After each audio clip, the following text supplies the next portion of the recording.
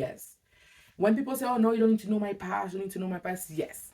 Because your past will catch up to us. We need to know. When you date, this is when you're building the foundation of your relationship with this person. I will talk to you about dating, about marriage, and the godly ways of doing stuff because been there, done that.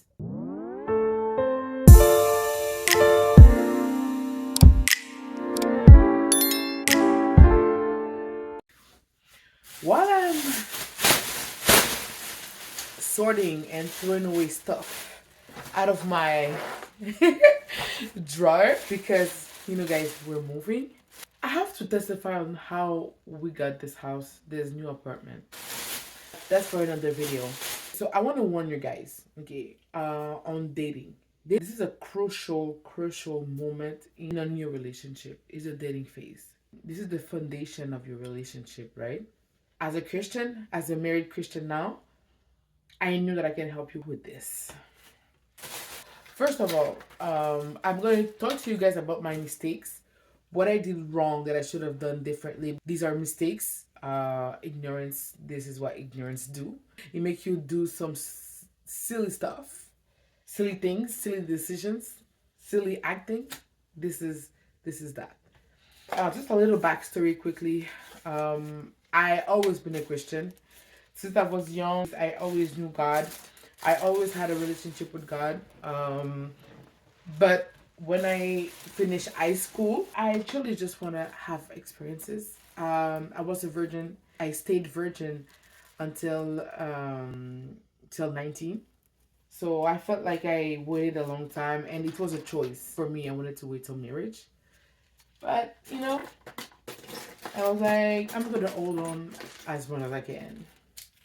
So I didn't have a lot of boyfriends. I had my first boyfriend at 19. My decision making was not very on point, let's say. I always been curious, right? But I never went that far. I'm proud of that because I wasn't out there like that. I was not. I was not an out there kind of gal. But I had my experiences. I was in the world. I was in addiction. I was smoking a lot, and I was in the world. It's like I went a little bit astray from the my knowledge, my value that I had when I was younger about God, and I was fighting my conviction not to do some stuff, and I think that I just fell into sin. I was comfortable in it. I'm not gonna lie, I was comfortable in my sin. My sin was like my idol. But God is so merciful and patient that He waited for me. Thank you so much, Jesus. I didn't deserve it. I think I went into a phase of rebellion. Yeah, I can say I would like you not to go through the same process that I went through, or be more wise. And with my experience, I want to explain to you how to date in the godly way and how to handle your marriage when you started the wrong way. The dating part of a relationship is the second most important phase in a relationship. Why? Because when you date, this is when you're building the foundation of your relationship with this person. You're building the foundation. This is when you have to learn about the past of the person. Yes. When people say, oh no, you don't need to know my past, you don't need to know my past, yes. Because your past will catch up to us. We need to know how many partners. We need to know if there's attachment from the past. We need to know if there's witchcraft in the family. We need to know everything about the family. If there's mommy issue, daddy issues, if there's everything outside of him, all his background, his mistakes, his or hers, and also now his internal mindset, well-being, and spirit, everything. Especially if you see yourself being with this person. Why? As as a Christian and a spiritual woman, I know now that all of this catch up to you with the years. There's some stuff that I dealt with when I was my son's age, 4, 5, 6, 7, that had an impact on us in our married life. Why? Because I just swept them under the rug and let's forget about it and let's go forward. That's the worst thing that you can do.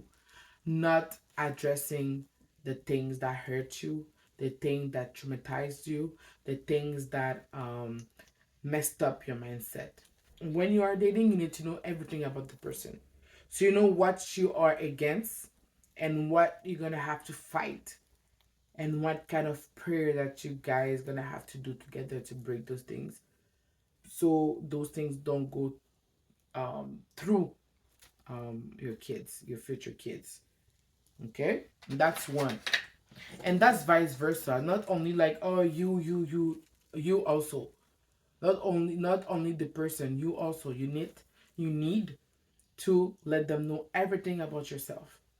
If you How many heartbreaks? Are you over your ex? Did you go through abuse, injustice, abandonment, everything? Your dad never came back. Your mom. You lost someone that was really important in your life. Whatever. You have to let them know. Okay? So you're gonna know now the triggers. At least you're aware and you can, by the power of the Holy Spirit, go through the healing process. I will extremely, like, you must. You know what? No, you must heal before you get married. Don't go into a relationship, don't go into a marriage while you are still hurt from what happened to you before the guy or the woman. Don't go into a relationship, don't go into a marriage when you know that you're dealing with spiritual warfare that are generational. You need to deal with those things before you get married. Okay? You need to get delivered before you get married. This is what it is. You have to. It's a must. You don't have a choice. If you don't want to do what I just said, you don't have to. But if you don't, you will see the effect of it in your relationship in the long run. Because those same spirits, those same trauma is going to come back. Those same triggers going to come back. The enemy don't want you to get married. You don't want you to be happily married. You don't want that for you. So obviously those things, if they're not dealt with, it will go, and make sure that this relationship is all over the place. I will say also, in this process of getting to know the person, make sure that God approve. I'm gonna say that again. Come closer. Make sure that God approved the relationship. I'm just saying, He is the all knowing one. He knows what you don't know. He sees what you don't see. Make sure that you have the green light from God. You need to build your maturity in your relationship. When I say maturity, I'm talking about be more like a woman, be more like a man. Mature is not only the way you act, it's the way you speak to, the way you react, the way you respond, the way you handle your emotions, the way you process information. This comes into the maturity of in a relationship. Compromising, this come in it too. Now, when you're done with all of this, you know everything about the person. You guys go and see someone that is in the church that have the authority or know more um, about covenants and stuff like this, evil covenants and traumas and stuff. Um, Go to them and let them know what's happening and going through a process of deliverance. I'm not saying to do that in the like first year that you guys are together. I mean, in the first year you should know everything. Because me, I don't believe in the 6, 7, 8, 9, 10 years before getting married. I don't believe in that. 3 years is enough. Okay. After the first year, you know everything that you need to know. The second year is to see if you guys can handle each other. The third year, you guys should be planning the marriage. If what you like what you see and you feel like you can handle this battle. Waiting longer than that doesn't do any good to the relationship. Don't forget that the flesh is weak. And the longer you wait, you will be tempted to sin. And don't tell me it's because you need to save money. The wedding day is for you and your husband, for you and your spouse. You don't need to do a majestic wedding. Experience is talking right now. Now, the married life. Okay? This is the exciting part. Let's start wedding day first. Your wedding day is your wedding day to you and your spouse. Not the grandma, not the uncle, not the mother, not the father-in-laws, yours and your spouse. So whatever what the cousin said, the suggestions, yes, you can listen to every suggestions, of course. But at the end of the day, if you don't like the green, don't put the green. If you like the blue, this is your day and your spouse day. Even if for them it doesn't make any sense, this is your wedding. A lot of time people are projecting their own situation, their own life onto yours, and this should never be acceptable. But it's never to do wrong. But this can be, overstepping and not respecting boundaries. And it can become very frustrating for you. Let me tell you that. Okay? So do as you please. If you need advice, follow the advice. But if you know in your heart that you don't want that, you don't have to do it. Now, the cost. I will always say, for the cost of your wedding day, it should be in the range of your finances. You need to have the budget for this. Don't break the bank because you want to prove something to someone or everybody, or prove yourself or show off. If you make 100 to 500,000 a year, I will not say to put all your money in the wedding day. It's a wedding day. It's one day. The real deal is the marriage. Put those finances in the house. Put those finances in bank accounts. Put those finances into your married life, trips, stuff like that. Honeymoon. This is for you too. If you really want to do it, do whatever you want. But if you don't have the funds, don't compare yourself and say, oh, I want to have a big, big, big wedding, and you never get married because you really want to prove something to the other family, or you wouldn't want to prove something to your mother and father-in-law. Listen to me. This is your day. It should not be stressful. If it becomes stressful, it's too much. Bad stress is not from God. Good stress, like adrenaline, like, okay, let's go, let's do it. That's good. It's like a boost. But if you're anxious about it, you're nervous, you're stressed, you're uncomfortable, stop it. Literally stop it. Lower the cost of everything. And if you have a wife, if your spouse, your future spouse, only sees the bling bling for the wedding day, it doesn't care about anything else but proving something to their friends or stuff, look where the heart is. You will see them by their fruits.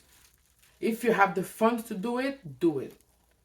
But if you don't have the funds to do it and you force yourself to do it and you're breaking all the piggy banks to do it and you go into debt for this, no, no, it's not worth it. It's just one day. The next day, everybody's gonna go to their separate lives, and it was fun, good party. The ceremony is for you guys, but the reception is for the guests to celebrate the ceremony. Okay? Clock that. I'm just being real. Again, if you know you have the funds, do it. I'm not saying not to do it. I'm saying not to do it if you don't have the funds. If you have the funds, and after the wedding day, you won't look at your bank account and be like, dang, we have bills to pay. Because the next day, you're going to have your rent or mortgage to pay. You're going to have your car bills to pay. You're going to have your phone bills to pay. You're going to have your water bills to pay. You're going to have to pay the gas in your car. All right? The wedding day doesn't stop life. Life is going to come. So even if you have the funds and you know that after spending I don't know how many thousands of dollars in this wedding, the next day you're gonna look at each other like, oh, it was really an amazing day. Everybody had fun. Now what? No, guys. Wisdom, wisdom, wisdom. Be wise.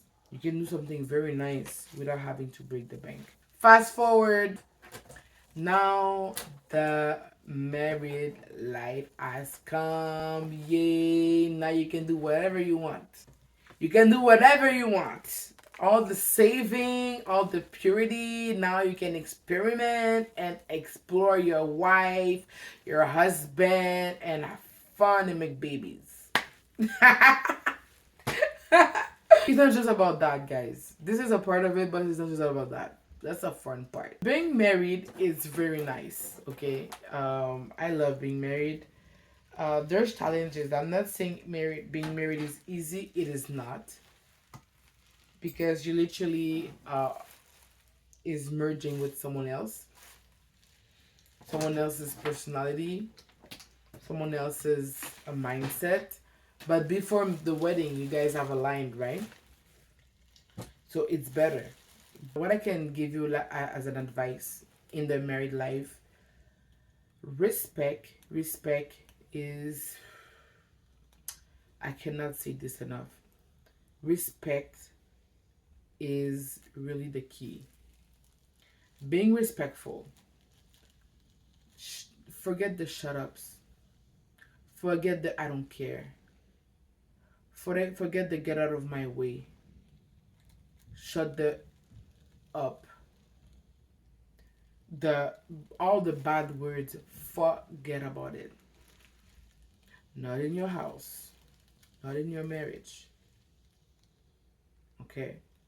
Make sure that you're always open for conversations. When I say conversations, it's about being open to receive information and give information. What does that mean? That means that if your husband or wife comes to you, if your spouse comes to you, and have a critics or a constructive critics, let's say, you have to be open to listen and receive the information. If your spouse doesn't like something, didn't appreciate something, be open to listen and receive. Being humble is your best friend. Pride will kill your marriage. Ooh, pride will kill your marriage. You always have to remember that you guys are a team. You're together, you guys are working together through a certain destination. You know what is the most important thing that you really have to do? Is pray together. Pray together, worship together, seek God together. Oh God. When Jesus is in the middle of your relationship, I can assure you it will not fail. it will not fail. There's no competition. Nobody's better than the other. We are together. Our forces are merged, so we are one force, one powerful force. Now, compromising is also your best friend. Compromising is when you guys have a disagreement about something, but one decide to go with the other's perspective, choice, liking, whatever. Even if his or hers is different. If it's something bigger, let's say that we cannot choose both. Let's say, okay, let's eat both then. We cannot do both. It's one or the other. Take your needs, what you want at this moment, and give it to the other person. Love and humility is your best friend, and pride is your enemy. Pride and selfishness is your enemy. Now, spend time together, guys.